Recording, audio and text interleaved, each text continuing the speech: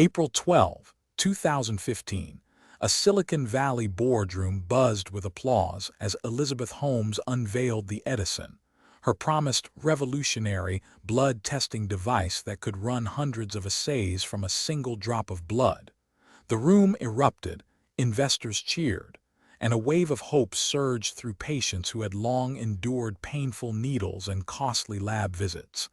Little did anyone know that the tiny cartridge clutched in the hands of thousands was a phantom, a sleek illusion that never truly worked. Theranos, founded in 2003 by the Stanford dropout Elizabeth Holmes, marketed itself as a disruptor of the medical diagnostics industry. Its mission was simple on paper: democratize blood testing by creating a portable, cheap, and rapid analyzer that could replace the sprawling network of centralized laboratories.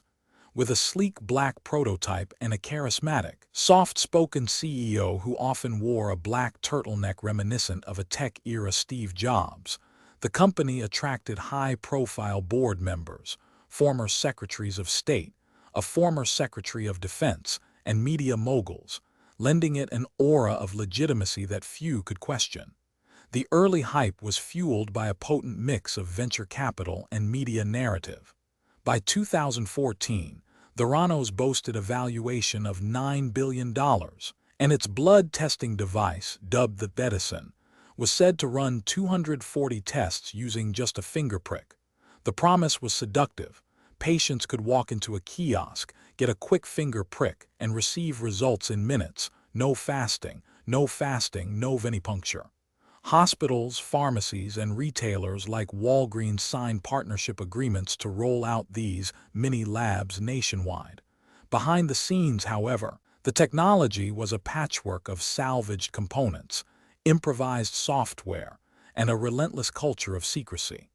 Engineers at Theranos were instructed to use non-disclosure agreements that forbade even casual conversation about the device's inner workings.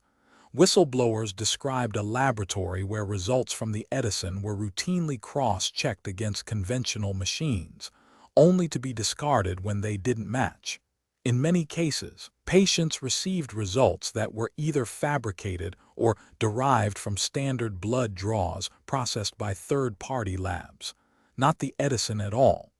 The house of cards began to crumble in 2015, when investigative journalist John Carreyrou of the Wall Street Journal published a series of exposés revealing that Theranos was using commercial machines from Siemens and Abbott to run most of its tests, while the Edison could perform only a handful, and often with unreliable accuracy.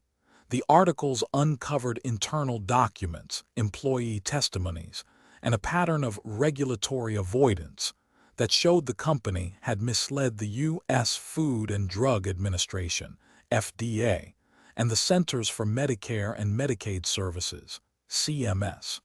By the time the FDA issued a warning letter in 2016, Theranos had already begun to experience a cascade of partner withdrawals and a plummeting valuation. Legal repercussions followed swiftly.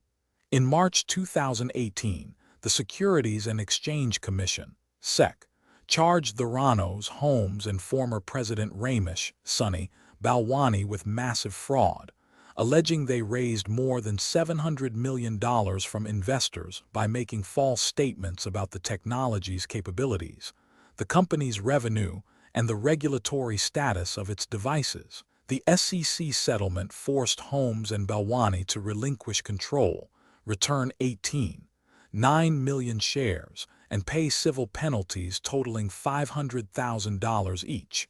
Holmes was barred from serving as an officer or director of a public company for 10 years.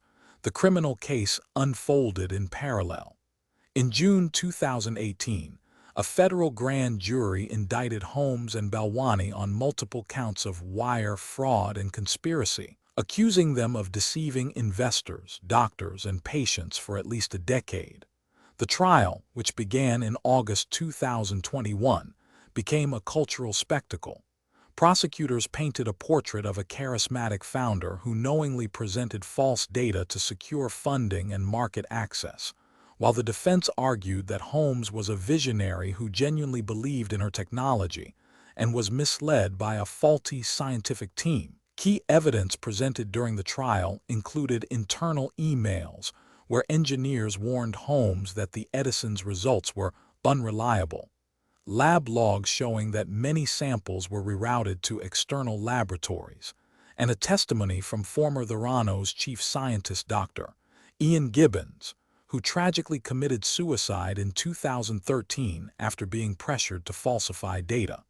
The jury heard harrowing accounts from patients who received incorrect diagnoses. Some were told they had abnormal cholesterol, while others were reassured that a serious condition was absent, leading to inappropriate treatments or a false sense of security. On January 3, 2022, the jury found Elizabeth Holmes guilty on 4 counts of fraud and conspiracy. She faced a maximum sentence of 20 years, though sentencing later in November 2022 resulted in an 11-year prison term, plus 3 years of supervised release and a $500,000 fine.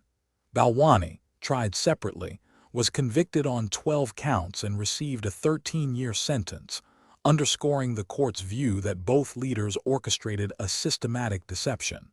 The verdict sent shockwaves through the biotech industry, prompting regulators to tighten oversight of point-of-care diagnostics. The FDA now requires more rigorous pre-market validation for devices that claim to replace traditional laboratory testing, and CMS increased its inspection frequency of labs offering rapid testing services. Investors grew more cautious, and Silicon Valley's "move fast and break things" mantra was re-examined, especially in sectors where human health hangs in the balance. In the aftermath, former Theranos employees have spoken out, publishing memoirs and joining advocacy groups that push for stronger whistleblower protections in healthcare. Lawsuits from patients continue to settle, with some receiving multi-million-dollar compensation for the emotional distress and medical mismanagement caused by false results. Subscribe to The Verdict for more stories like this.